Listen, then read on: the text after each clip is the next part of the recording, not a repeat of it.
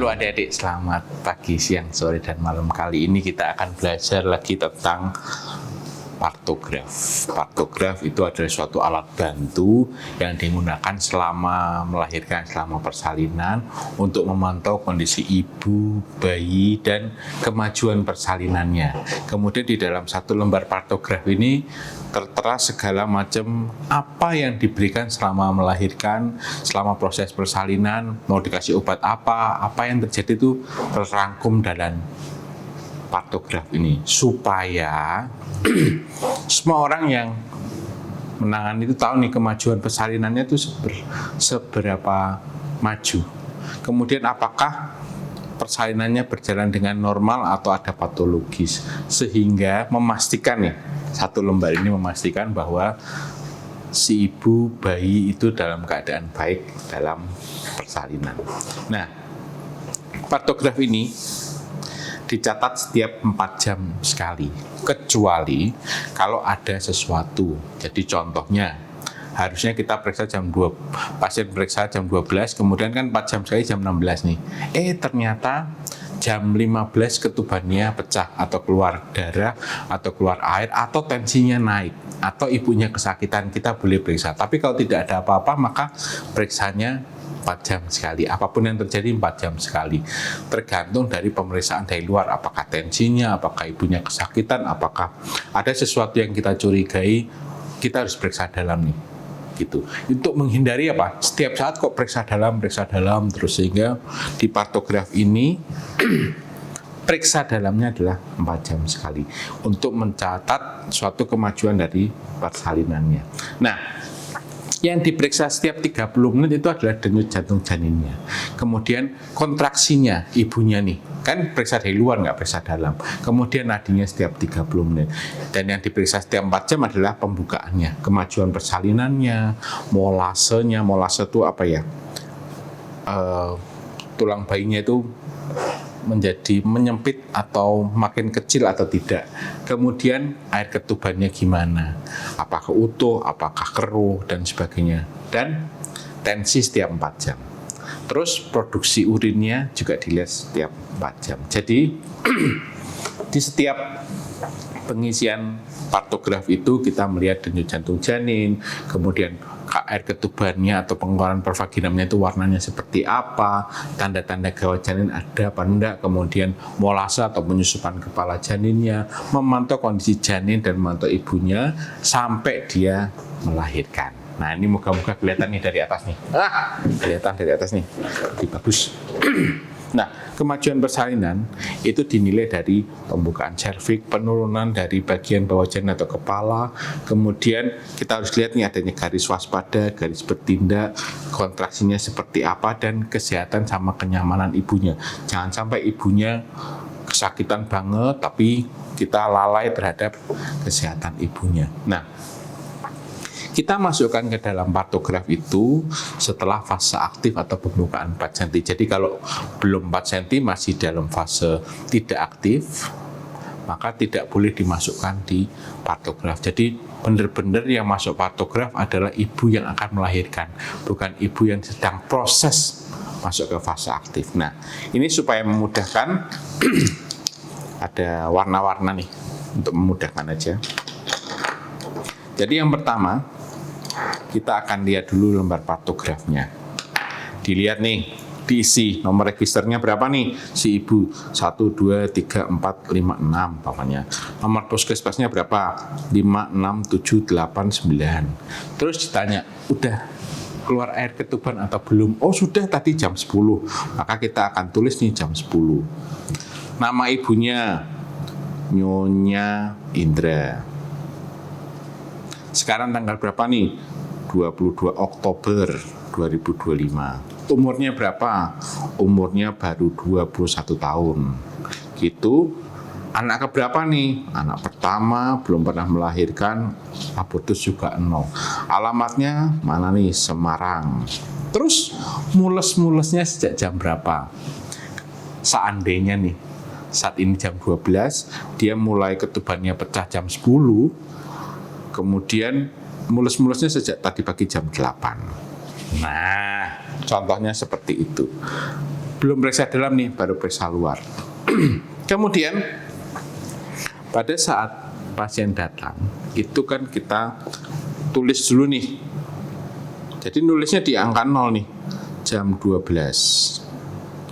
Contoh ya, ini pasien jam 12 nih. Denyut jantungnya berapa nih? Oh, denyut jantungnya 140.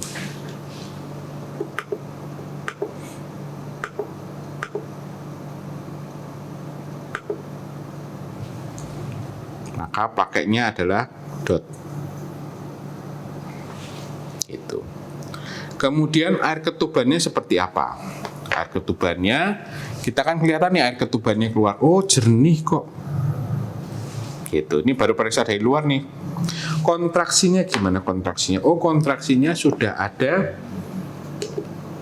2 kali dalam 10 menit. Nah, kalau titik-titik berarti kurang dari 20 detik nih kontraksinya. Kalau garis-garis antara 20 sampai 40 detik. Kalau blok itu berarti lebih dari 40 detik. Nah, ini ditanya nih, Bu, tadi jam 12 kontraksinya seperti apa? Wah, pokoknya nggak ngerti saya. Nah, itu tugasnya kalian untuk memeriksa perutnya nih dengan pakai jamnya nih. Kira-kira kontraksinya itu berapa nih? Kan kelihatan nih, oh baru 20 detik. Maka kita titik-titik aja nih. Dalam 10 menit ada berapa kali kontraksi? Oh, 2 kali, berarti titik-titik ini. Kelihatan nggak ya? Ah, kelihatan, oke. Titik-titik aja nih. Nah, jam 12. Jadi satu kotak ini, satu kotak kecil 30, satu kotak besar ini 1 jam. Kemudian baru kita periksa. Oh, sebelum periksa dalam, kita tensi dulu nih tensi. Tensinya berapa ya? Oh, 120 per 80. Nadinya 90. Temperaturnya 36,8. Jadi tensi dan pemeriksaan dalam setiap 4 jam. Kemudian ini data awal, baru kita lakukan pemeriksaan dalam. Gitu ya. Kalau ini kontraksinya sudah 10 menit ada 2 kali, kurang lebih pembukaannya kan sudah masuk fase aktif. Kebetulan pasien ini sudah 4 cm. Terus penyusupannya gimana? Penurunan kepala kan ada 5/5, 4/5, 3/5, 2/5. Oh, ternyata kepalanya masih 5/5. Jadi masih di atas nih. Nah, begitu. Sudah ada penyusupan belum? Oh, penyusupannya tidak ada. Tulis negatif. Jadi penyusupan itu kan gini penyusupan, masih begini. Kemudian kan pemeriksaan denyut jantung janin kan setiap 30 menit nih. Jadi 30 menit dia diperiksa lagi denyut. Oh, naik 150. Air ketubannya masih sama. Tensinya masih sama. Kontraksinya sekarang gimana? Wah, kontraksinya sekarang masih tetap nih kurang dari 20 detik, tapi dalam 10 menit ada 3 kali nih. Ya udah, kita titik-titik di sini nih. 3 kali. Gitu. Kemudian, wah pasiennya kencing nih. Kencingnya berapa nih? Oh, 25 cc. Tidak ada aseton. Aseton itu baunya ya. Tidak ada proteinnya dari pemeriksaan lab. Kemudian diikuti lagi nih denyut jantungnya setiap 30 menit. Oh, 1 jam dari jam 12 berarti jam 1 140. Masih jernih nih kelihatannya nih, belum ada perubahan, jadi kita nggak perlu. Kontraksinya gimana? Kontraksinya tetap nih kurang dari 20 detik, masih 3 kali. Nggak apa-apa nih, pasiennya masih tenang-tenang, biasanya masih tenang-tenang. Kemudian jam 1:30 denyut jantung janinnya masih kurang lebih 140. Dilihat lagi nih kontraksinya. Wah, kontraksinya udah 3 kali dalam 10 menit, lamanya 20-40 detik nih. Berarti di arsir. Gitu.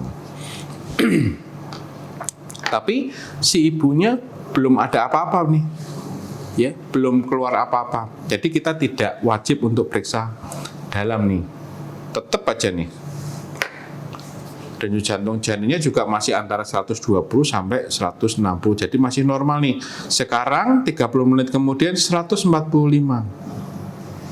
Gitu. Kontraksinya masih sama nih. 3 kali dalam 10 menit. Begitu. Terus ini dilakukan terus setiap 30 menit gitu. Kontraksinya gimana? Masih sama. Gitu. Setengah jam kemudian juga kontraksinya masih sama.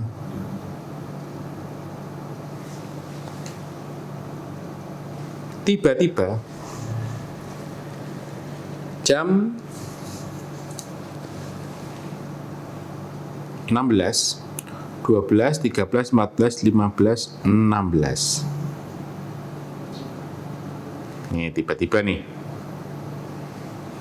Denyut jantung ibunya tuh tiba-tiba kesakitan gitu. Oh, udah pengen ngeden nih gitu. Kita cek dulu dari luar. Oh, nadinya denyut jantung janinnya 140. Kontraksinya kalau dari luar tetap 3 kali dalam 10 menit, tapi udah lebih dari 40 detik. Jadi di blok seperti ini. Terus karena udah 4 jam, tensinya diukur nih. Oh, tensinya sedikit naik nih, 130/90. Nadinya juga 100. Terus ibunya juga mulai ngejeng lagi nih. 75 begitu ya.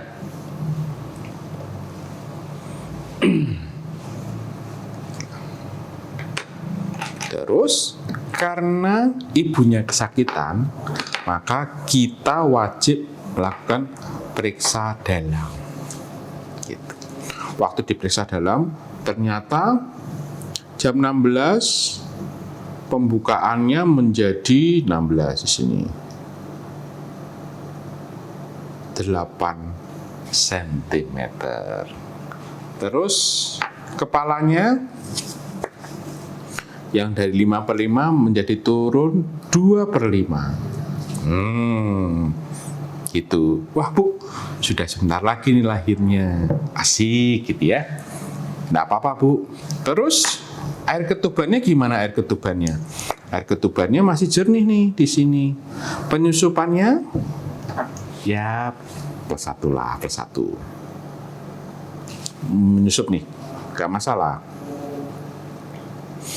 Terus bau aseton gak ada, protein gak ada. Kata dokternya, coba deh diinfus dextrose 5%, 20 TPM aja. Nah, kita tulis di sini nih, 20 TPM D5. Karena ibunya lemes banget. Setelah itu, kan harusnya 4 jam nih. Jam 16 harusnya kita periksa 16, 17, 18, 19. Jam 19.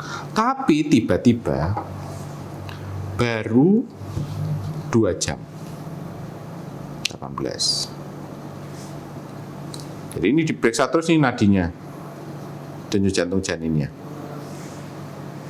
Kita pantau 30 menit. Tetap nih lebih dari 40 detik dalam 10 menit 3 kali, bahkan akhirnya dia naik nih menjadi 4 kali dalam 10 menit gitu.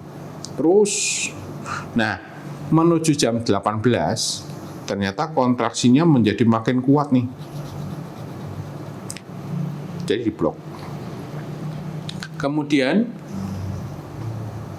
17.30 kontraksinya menjadi 5 kali dalam 10 menit dengan durasi lebih dari 40 detik. Terus ibunya, Dok pengen mengejan nih. Terus kita periksa. Wah, ternyata pembukaannya udah 10 dengan penurunan kepalanya yang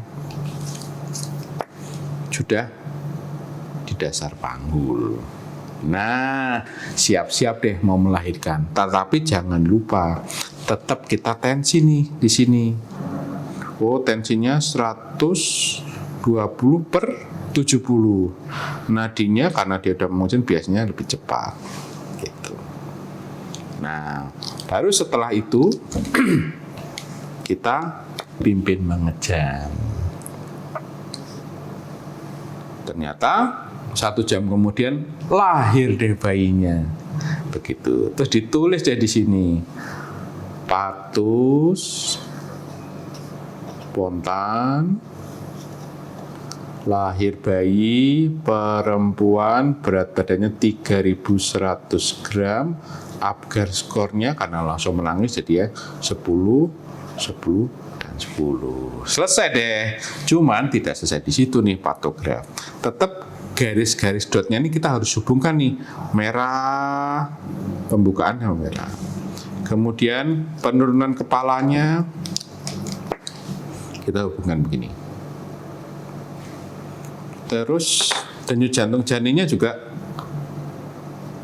gini.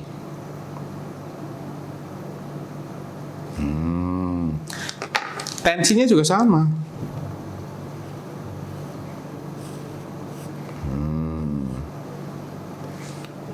Terus terakhir setelah bayinya lahir kan ada pengawasan 2 jam postpartum nih.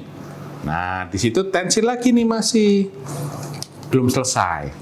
2 jam setelah jam 18, maka jam 19, jam 20. Jam 20 kita harus isi nih. Nggak kelihatan. Mana ya? Ini dia kelihatan. Ringkasan laporan persalinan. Sekarang kan tanggal 22 Oktober 2025. Penolong persalinan siapa nih? Ya, Dokter Paijo. Nah, contohnya seperti itu. Tempat persalinannya di mana, dirujuk atau enggak, alasan merujuk kan enggak ada. Kita kan melahirkan di sini. Kemudian saat mendamping perlu dirujuk. Saat merujuk perlu pendamping enggak? Oh enggak perlu karena dia enggak merujuk, masalahnya ada apa. Nah, di sini adalah rangkaian dari ringkasan persalinan nih. Gitu. Kalau enggak dirujuk ya kita negatif terus nih. Ya kan? Kalau 3 gimana nih? Langsung menyusui atau enggak? Oh, ibunya langsung bisa menyusui kok. Lama kala 3 tidak kurang dari 30 menit. Gitu. Pakai oksitosin enggak ada. Tadi kan cuma kasih D5 nih. Berarti tidak. Nah, pemberian ulang enggak ada karena lahir spontan. Peregangan tali pusat terkendali waktu melahirkan plasenta enggak kok. Lahir spontan kok plasentanya. Masasnya perlu enggak? Enggak ada masalah. Plasentanya lahirnya lengkap. Gitu. Plasenta lahirnya lebih dari 30 menit enggak? Jadi enggak. Terus ada laserasi enggak? Ada robekan janin lain enggak? Enggak, normal aja kok. Tidak ada laserasi, tidak dijahit. Ada atonia uteri enggak? Enggak ada. Tidak. Jumlah perdarahannya kurang lebih berapa nih? Oh, tadi hanya sedikit, cuma 100 cc aja, enggak masalah. Ada masalah enggak? Enggak ada. Kala 4 setelah ibu melahirkan, KU-nya gimana? Baik, kompos mentis, CM, tensinya 120 per 70, nadinya 80, normal, nafasnya 20. Ada masalah enggak? Enggak ada. Bayinya berat badannya berapa lahirnya? 3.100, panjangnya 49, jenis kelamin perempuan. Bayinya ada penyakit enggak? Langsung lahir, langsung nangis kok, Apgar skornya 10, 10, 10 nih. Gitu. Bayinya normal, tidak asfiksia, tidak ada cacat bawaan, tidak hipotermia. Langsung diberikan ASI enggak? Iya, langsung. Berapa menit setelah dia lahir? Oh, mungkin 5 menit gitu. Jadi hasilnya normal. Nah, di sini adalah pemantauan kala 4-nya nih 2 jam nih dilihat. Jam pertama nih berarti jam berapa ya? Jam 18. Mungkin jam 18, tekanannya 120 per 70. Nadinya berapa tadi? 80, temperaturnya 36, tinggi fundus uternya 2 jari. Involusi kan di atas pusat. Kontraksinya baik. Udah bisa kencing belum? Udah. Keluar darah enggak? Enggak. Yang keluar ada logianya. Kemudian 2 jam, kemudian jam 20 tensi lagi, kan 2 jam nih. Oh, 120 per 70, nadinya 80, temperaturnya sedikit naik 37 derajat Celcius, tapi kontraksinya sudah setinggi pusat nih. Tulis di sini. Kontraksinya baik, berkemih sudah, tidak ada hal yang mencurigakan. Nah, jadi itu tadi partograf. Akhirnya nanti jadinya begini. Jadi satu lembar ini berfungsi untuk memantau perjalanan supaya bisa terpantau dengan baik. Dan kalaupun dirujuk, maka satu lembar inilah yang berangkat ke tempat tujuan. Karena di sini ada komplikasi-komplikasi atau penyebab dia dirujuk kenapa. Sehingga yang menerima pun juga tidak perlu tanya terlalu banyak, baik ke pendampingnya maupun yang rujuk, cukup dia baca aja partografnya, dia sudah paham nih kenapa kok pasiennya dirujuk. Apakah dia partus macet, apakah dia partus lama, apakah ada komplikasi, semua ada di partograf. So adik-adik, semoga bisa ya baca partograf ya. Oke, tetap sehat, tetap semangat. See you.